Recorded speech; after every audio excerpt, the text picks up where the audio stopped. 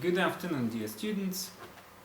This is our new lecture today. We're going to continue studying the Federal Reserve System and its response to the world financial crisis of 2008-2010, especially.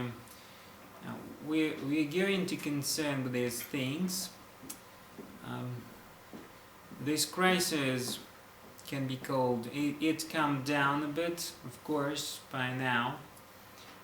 Today it is no longer so acute as it used to be in 2012, 2013.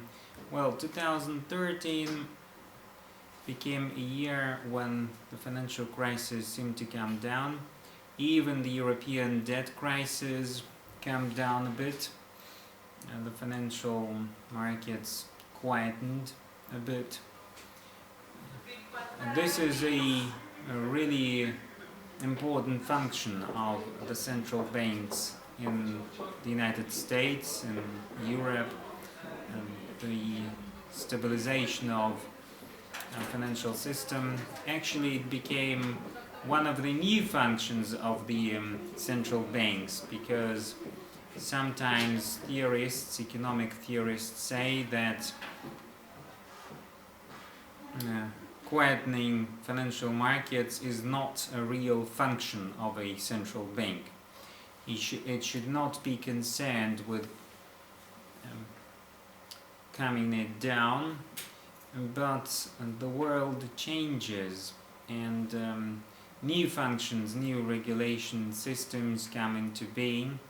And some financiers say that it is really important to calm down the financial panics, financial markets, especially in times of the crisis. And in particular, crises such as these of 2008-2010, there was a really serious economic and financial crisis which started in the United States with subprime mortgage markets crash. It was called the weapon of massive destruction by Warren. Actually, Warren Buffett said this, that crisis was it was triggered by the weapons of mass destruction, and these weapons he called derivatives. Derivatives were a factor that almost collapsed the whole system. Well, the thing is that the financial panic which was caused by the subprime mortgage crisis, that was a really great phenomenon. No one really knew where it's going to explode, this weapon of mass destruction. The whole mortgage market in the United States is so huge. It is something like 12-13 trillion dollars. This is a massive market, and only a small share of this market collapsed. Actually, the 0.13% or something, 0.13, that means almost zero, collapsed, and that many mortgages could not make the whole system collapse. Actually, there are some economists who do not believe that that could be a cause, subprime mortgage crisis could be a cause of a huge financial and economic crisis that happened after that. So this financial crisis was a deeper crisis, and we should be looking deeper into the specifics of this crisis which happened in the United States. And last time we were discussing many issues concerning the subprime mortgage crisis in the United States and how it happened, but we did not say anything about the specific things in these crises.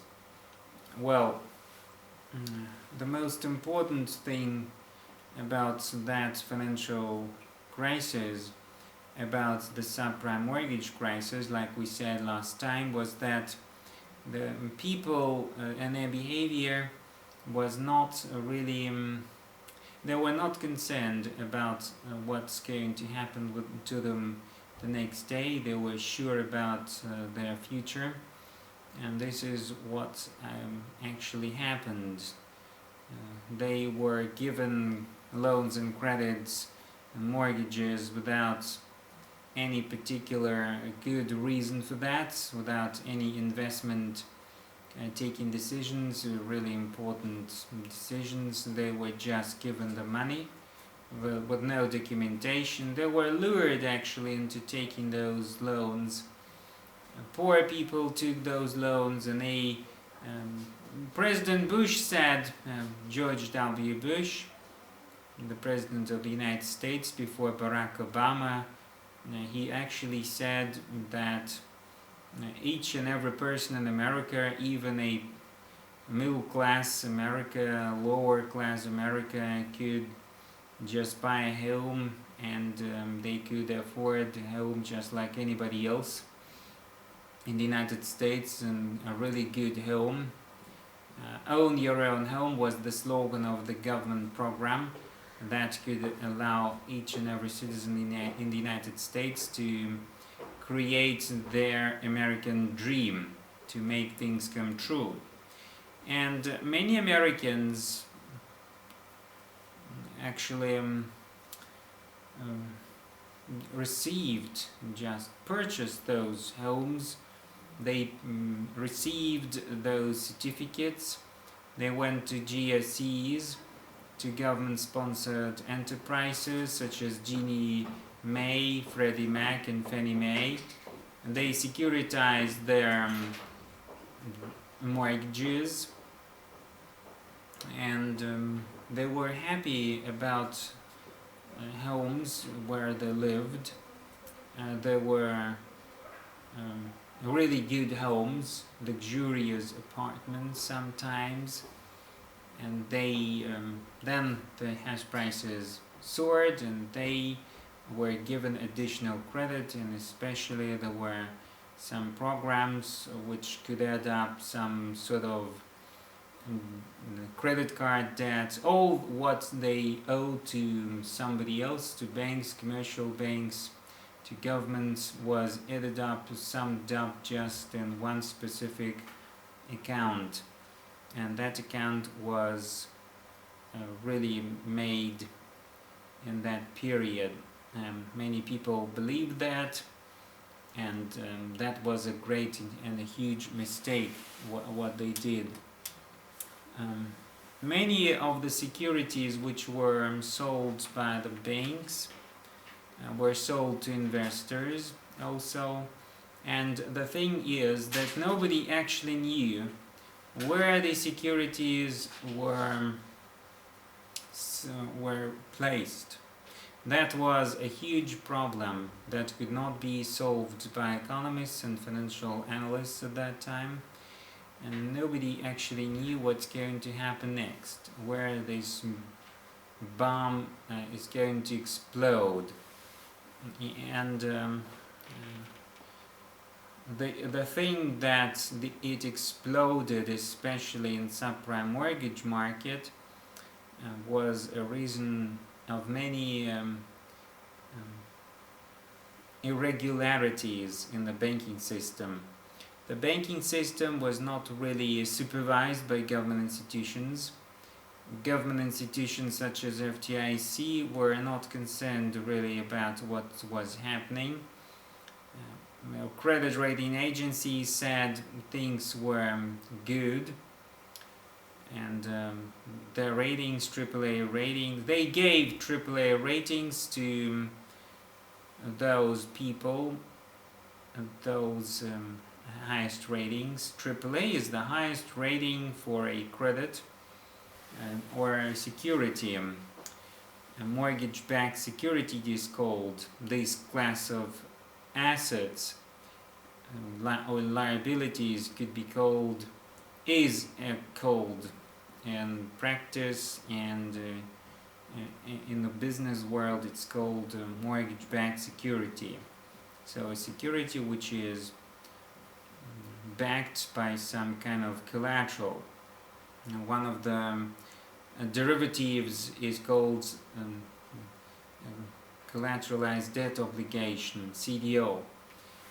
When many people own homes, they may come together, and a bank or a financial investor, financial advisor could sum up, accumulate those securities, those derivatives, and place them in accounts of a commercial bank, and they could rate these package of securities with AAA ratings.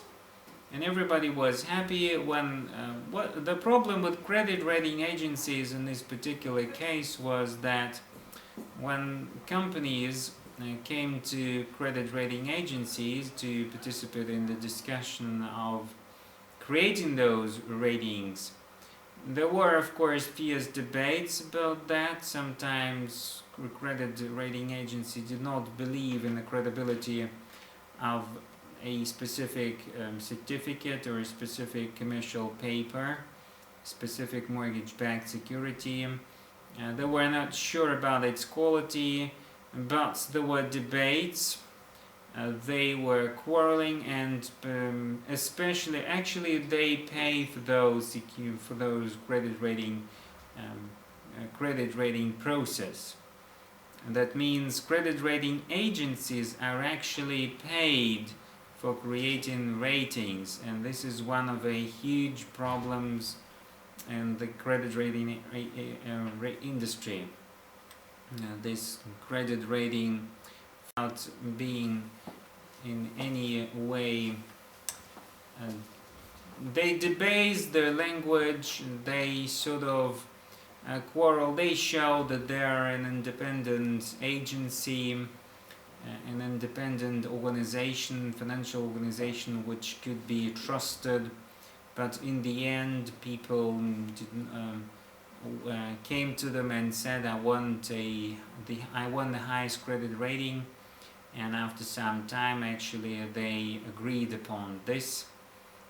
They rated a security at AAA, and the security was given a sort of highest rank, and it was purchased, it was sold to other financial institutions, and this way all these securities, all these mortgage-backed securities spread throughout the whole financial system, across banks, across various investors, insurance companies, banks, commercial banks, some sort of other monetary institutions, and they were all linked together in this financial net, which became really dangerous, and it exploded. This sector exploded, and it exploded simultaneously in various financial institutions, including pension funds, insurance funds, mutual funds, hedge funds, insurance companies, banks, many other financial firms, accounting firms also. So there was a huge problem with that. They accumulated lots of these mortgage-backed securities, and like Warren Buffett said, it collapsed, this weapon of mass destruction, derivatives. It almost brought the whole financial system to the brink of collapse. First, there was companies such as AIG, for instance. AIG is an American international group. This is the largest, one of the largest insurance companies in the world.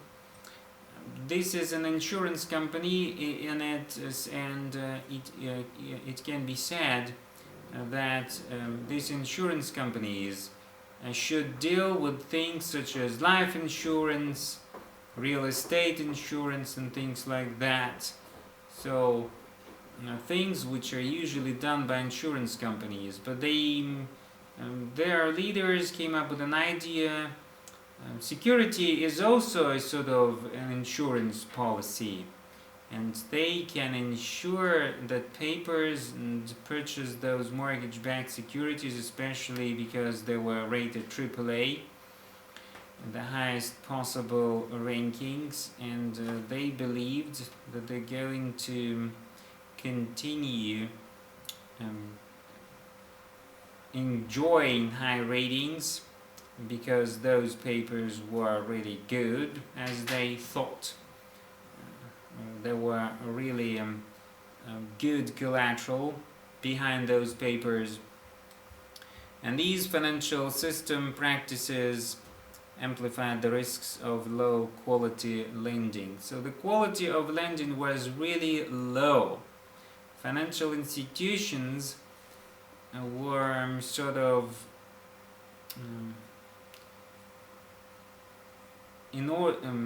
financial institutions were not really aware of the financial risks that were coming to them, and sometimes I feel like it is not possible. They just found an excuse for them to so that other government institutions could have forgiven them this specific issue, because there were many trials in the United States when this financial system and the banking system almost collapsed, and taxpayer money had to be employed and involved in resolving this difficult financial situation. This to restore, especially in restoring the banking confidence, because people started to fear the banking system. They started to fear that the Great Depression is going back, and it was a real surprise for them that this financial industry could have collapsed in such a shameful way. But I think that those financial institutions, and they are real financial institutions, you cannot work without specific financial education. Actually, you cannot do today things such as high frequency trading. You cannot use computer systems. You cannot use if you cannot use these things, if you're not going to apply these things to the financial results, to financial innovation, as things such as financial innovations. This mortgage-backed security is a financial innovation.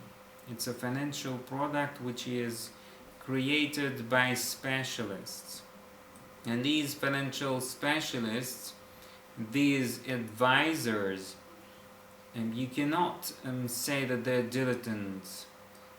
They are professionals in their financial industry, and I don't believe that they were not aware of the financial crisis that was coming. I'm sure they understood the whole situation, and that's why some of the top financial advisors, top financiers actually, chief financial officers in the United States, in Europe, they just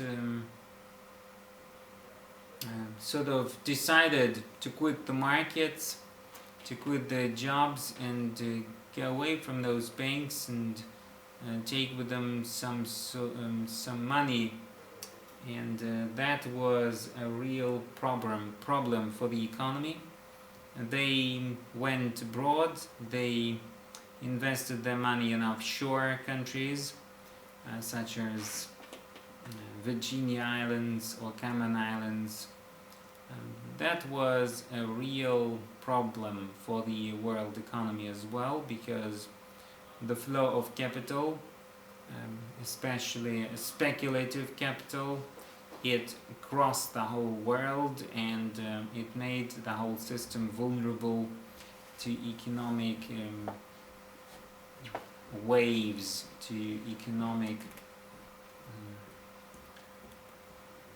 tsunami, financial tsunami that was coming across the whole world. and it covered many countries, this financial tsunami. Especially there were problems in the developed countries, like we said. Especially in the European Union, there were a specific number of countries of the Southern Europe that were really involved in this crisis. They were a weaker link in the European Union and the European Currency Union. They use a euro as a currency, and when they operate this currency, sometimes it occurs that the whole financial system, the whole financial industry is created out of all these mortgage-backed securities. You just come with an idea to make more financial programs, more financial innovative goods, so to speak, or products. They created these things and they sold them. They packaged and repackaged, deriving sort of derivatives and derivatives on derivatives and derivatives on derivatives on derivatives. And these chain of making derivatives, these mortgage-backed securities, went to infinity. And that was the problem. And sometimes the debt, the IOU, ended up being in the hands of some sort of financial investor, or just an investor you do not know, whom you never saw, whom you never met, and were not going to meet in the future. Well, companies such as AIG, they sold these mortgage-backed securities, and this whole process of monetary of subprime mortgage securitization, the mechanism of it was that there were a few economic actors in this scheme. There are credit rating agencies and credit insurance, investors and financial firms. They are major participants in the financial markets, in the currency markets. They believe that a whole system can be traded, can be dealt with like it was in the early 2000s, when interest rates were low and you could take any loan you wanted, any credit you wanted in the system, and everyone was happy about the fact that this financial system worked really efficiently. Never believed in the financial crisis, never believed that derivatives were weapons of mass destruction, like Warren Buffett said, and it collapsed just like in 2001. There was a dot-com crash, dot-com bust crash, which happened in the United States in 2001. And there were job losses, of course. Actually, really often these sort of papers, these derivatives, affects the whole economic systems of any. Those financial firms and financial advisors, they say that they were not involved in this particular system. They were not concerned about it being difficult to penetrate the financial market, so they created their financial innovative products, and they were quite aware that these papers were not were of poor quality. These papers, these mortgage-backed securities, and I feel like the system collapsed just because they were too greedy, these financial luminaries. They came together and they understood that they could make $70 in the financial industry, unlike the in manufacturing industry, where you could make only sort of $1, and that was a huge gap between the financial industry and the real sector.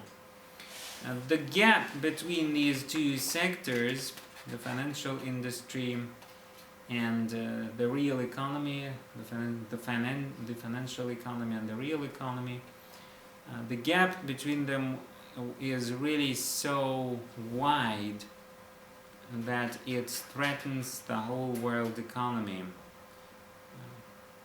It can collapse again and cause another financial and economic crisis. But to say that these sort of speculative activities do not create jobs, do not create companies that happen to be really effective, what it creates and what it does is it creates an atmosphere of trading, especially on the trading floor, and some major economically developed and powerful companies who sometimes do the financial work and sometimes increase their portfolios. They come together and they decide, they make decisions as to what kind of interest rate is going to be there. What kind of interest rate should the Bank of England set? And that was a real problem. And the mortgages which were given to the population were really poor. You cannot say that those homes could be qualified as good loans, because the whole system is understandably and interchangeably reacts to the whole financial industry, and it became clear that this sort of system is not going to provide the same ability to the financial companies, financial advisors, financial funds, and many other monetary authorities. They did not demand huge amounts of capital, huge amounts of financial resources. They accumulated them in a very short period of time in this industry, and they believed that it could go into infinity.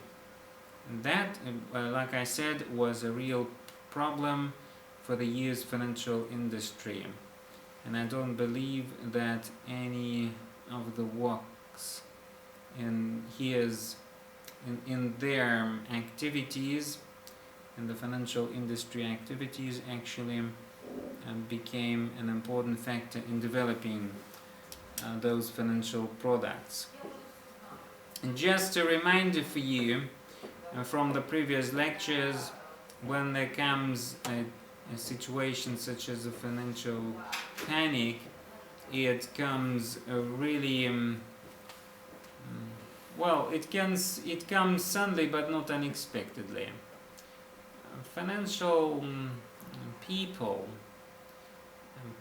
from finance industry, they somehow feel that an economic collapse is coming, and the most experienced of them start to withdraw from the financial markets, from the currency markets. Sometimes they even come to a conclusion that it's going to be a really difficult situation with writing paper.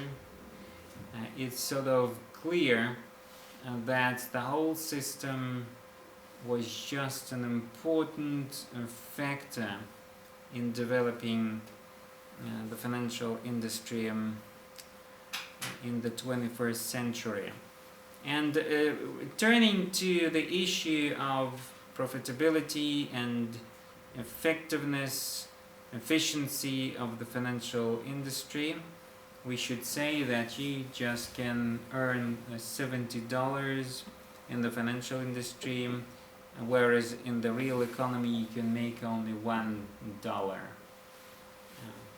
And that's a real problem. But again, to say that these sort of speculations do not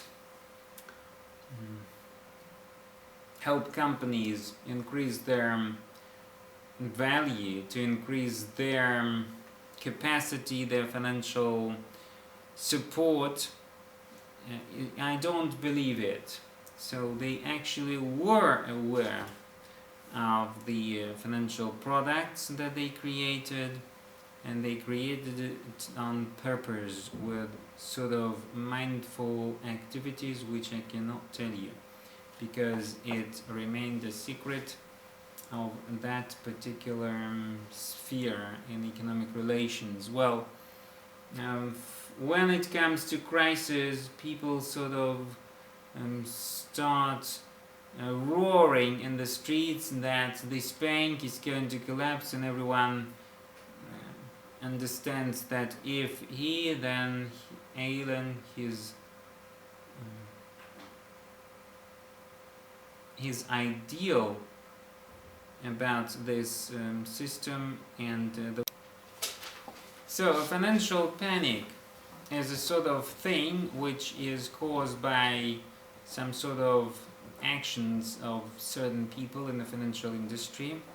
When people line up in front of their banks and they say that they're going to withdraw their deposits, and it's sort of a situation when there are too many people wanting money and only a small amount of money to give to the population. Because like we said, and we always said during these course of studies, during these series of lectures, that a bank holds only a specific amount of money in the vault, and this situation, when it comes, they invest money into other securities. Usually they invest in long-term assets, and when people come to your doors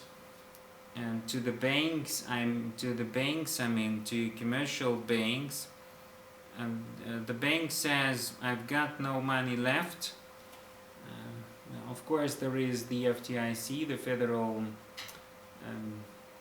Deposit Insurance Corporation, but the banks, commercial banks, are obliged to have a sort of assurance, a sort of credibility, and a sort of account in a central bank that could help them accumulate reserves and escape from the financial panic, escape from the situation that could be caused by financial panic, and that situation is usually called bankruptcy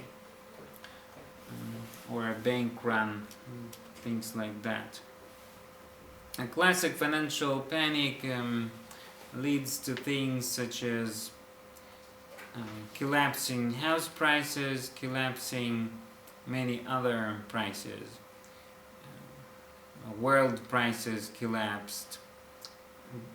There was a really huge increase in gold price. The world gold price increased, but that was due to other currencies being too weak.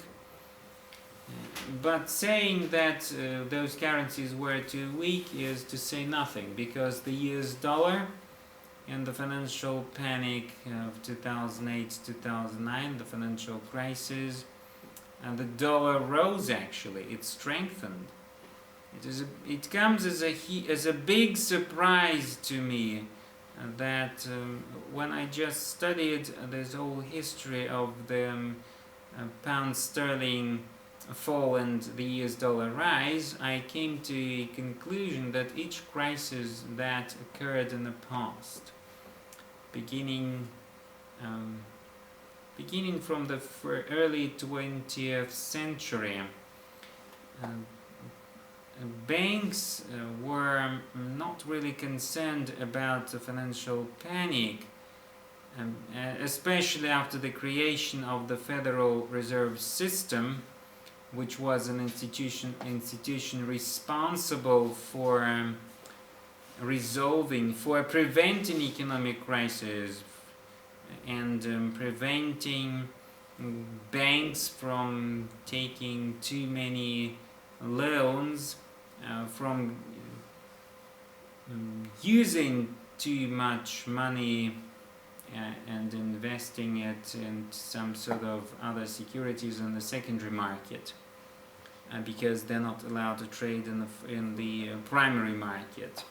They're just allowed to trade in the secondary and that sort of market. So the markets which are not active but remain or stay passive, and the evidence is that some sort of ideas which cannot be understood by a special financial division, sort of financial classification, and this whole series of events, it became a problem for AIG and other investment banks that could make harsh efforts in bringing their long-term assets to a sort of collateral, and in exchange for that collateral, the central bank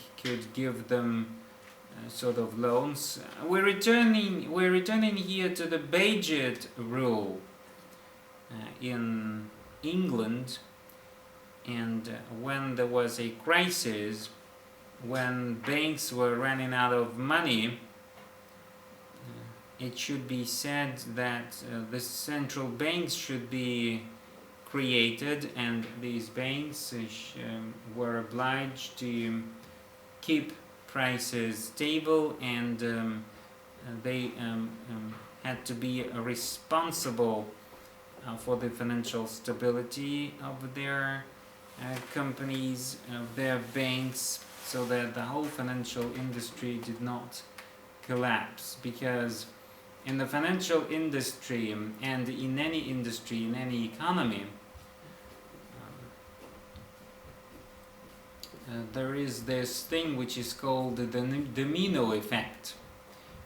And when one bank owes money to another bank, has loans and credit insurance policies and long-term assets which were invested in other companies and other mutual funds, hedge funds, etc.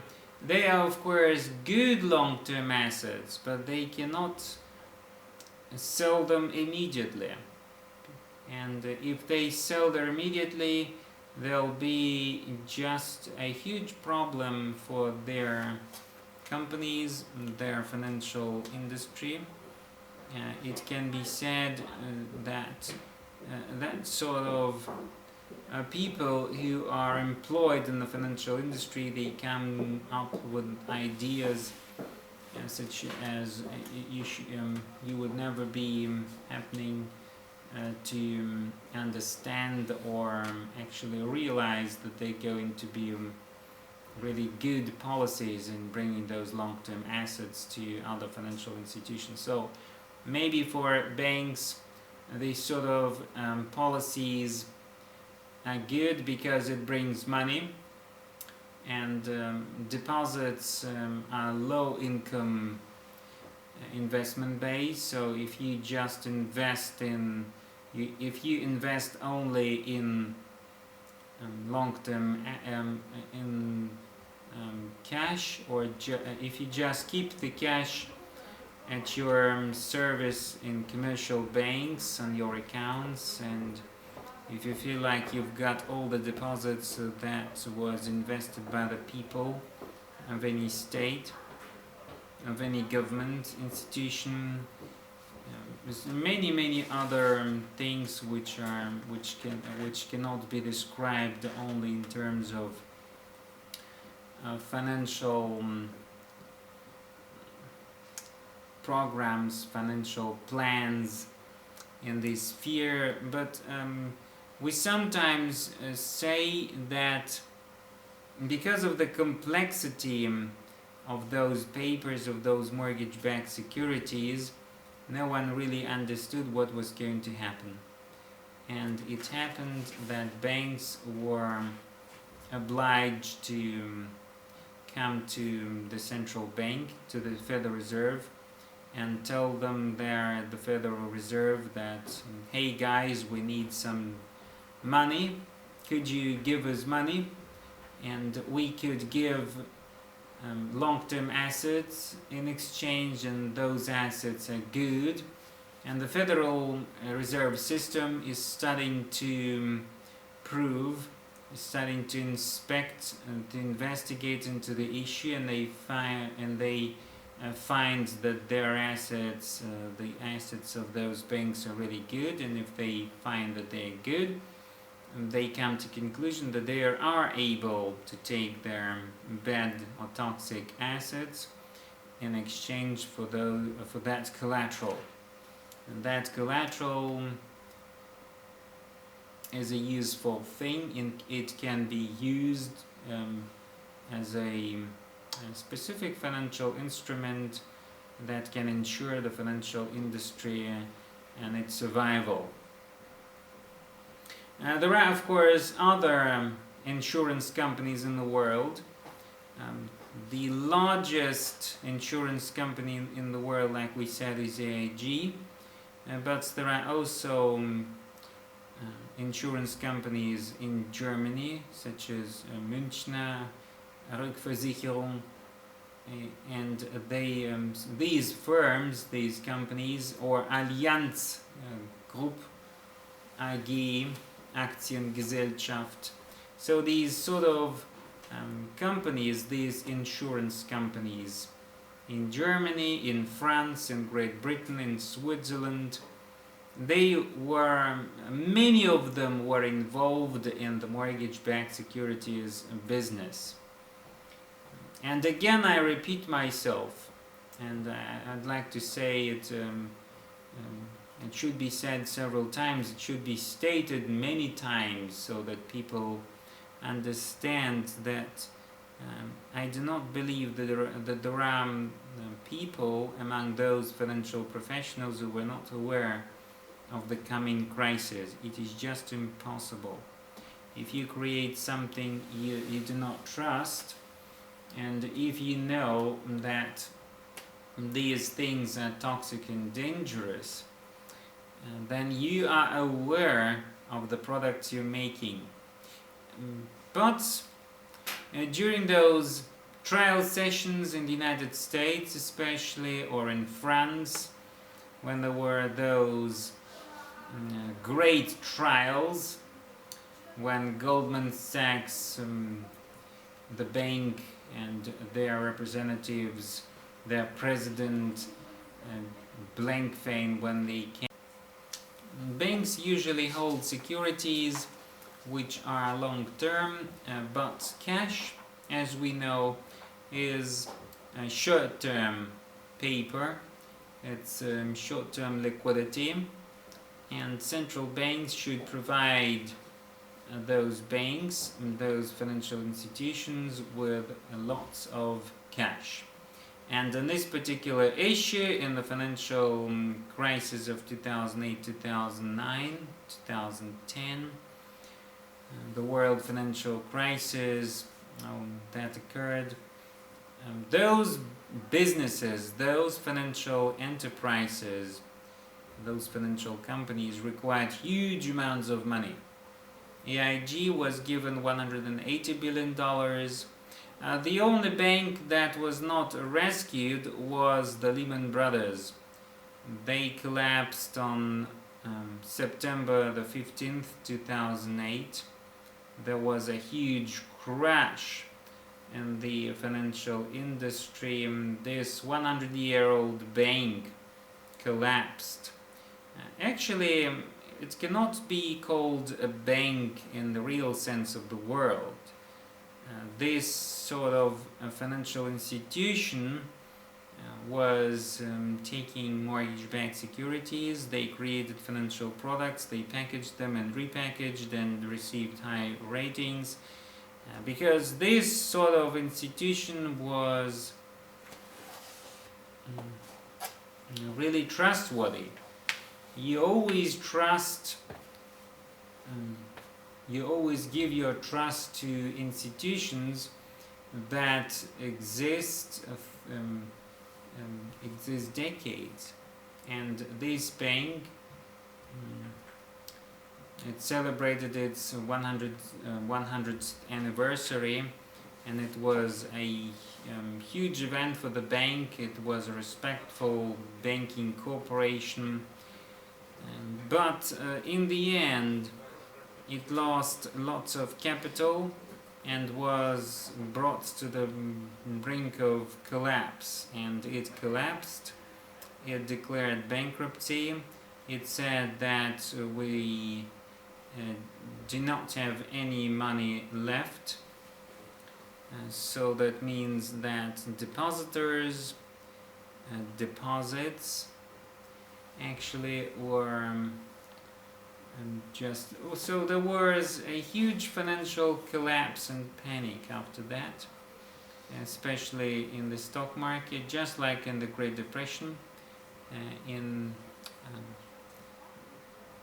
late October 1929, when the financial industry collapsed, just as that specific enterprise. And that was actually only one example that the government did not interfere, the central bank, the Federal Reserve System did not intervene. But then after a specific amount of time, they understood that there's going to occur a whole series of financial collapses and financial panics, because AIG, American International Group, Merrill Lynch, Bear Stearns, Morgan Stanley, these financial institutions were just sort of, they were like that Lehman Brothers bank. And if the central bank, the Federal Reserve System, had decided to not interfere and let things go, so to speak, there would have been a huge problem for the European banks, for the United States banks, American and Canadian financial institutions, because those derivatives were absorbed by banks. They believed in their they thought they were credible because they were rated AAA. They sort of felt that it is possible to have all those papers in your vaults, and it would bring you much assets. You could make more money out of it. And so those mortgage-backed securities were just a sort of a financial haven for those financial companies, because they provided profitability of over 25%. And in Europe, in United States, in Japan, you cannot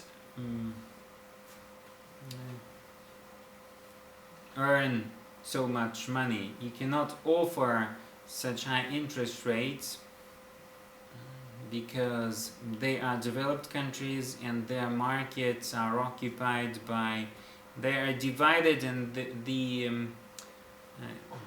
business environment is really tough there. We can say that the idea of doing those things is really it's important to understand that those banks, if they had collapsed, they would they would have brought the whole financial industry to the brink of collapse, to the brink of bankruptcy. And they actually wanted to file for bankruptcy. There is a special legislation in the United States, actually like anywhere else in the world.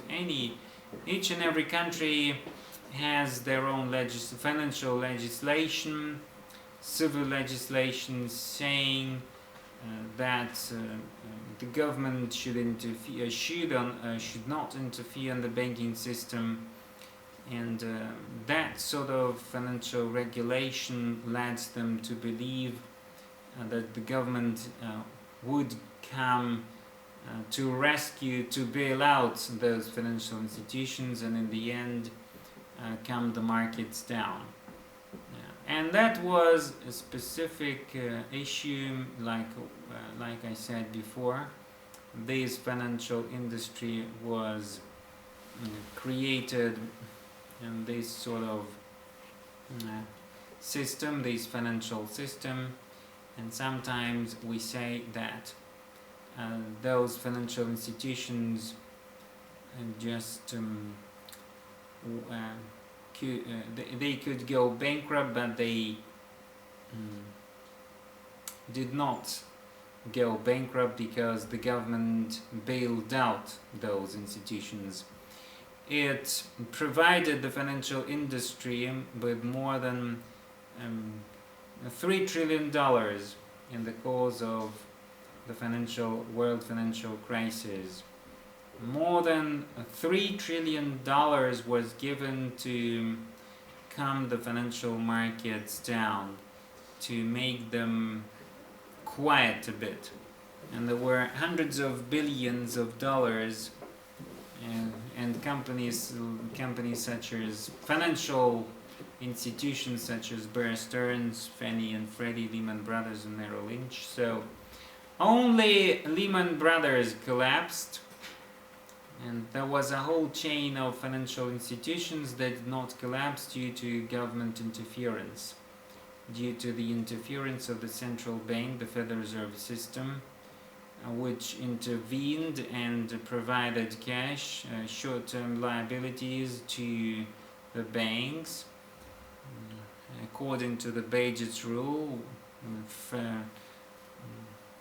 Give cash freely to financial institutions in order to make the financial industry really calm and quiet it down a bit. And the other important issue of that sort of financial collapse of Lehman Brothers was that Lehman Brothers owed money to other banks, to banks in Europe, across the world actually, because they're transnational banks. They've got subsidiaries across the whole world, and those derivatives which they created, those financial products they created, they sold them to other banks, and that means those other banks also could have been affected by the financial collapse, could have been infected by the financial collapse, and they would have collapsed but for the interference of the central banks. And there was a cooperative effort of the central banks of the 6 largest countries in the world, including the United States, Germany, France, Britain, and 2 more countries, Japan and maybe Canada. So these 6 financial institutions, these central banks, they came together, the governors came together in Washington in November 2008, and they agreed upon a package, a financial package. They injected almost $1 trillion into the financial markets, because in October and in October, by the end of October, the LIBOR interest rates in London, on the London Stock Exchange, soared dramatically, skyrocketed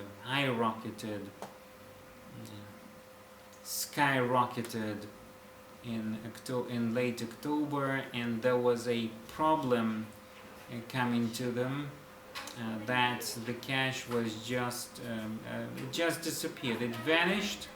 There were no dollars, but there was a huge demand for dollars. So people wanted dollars.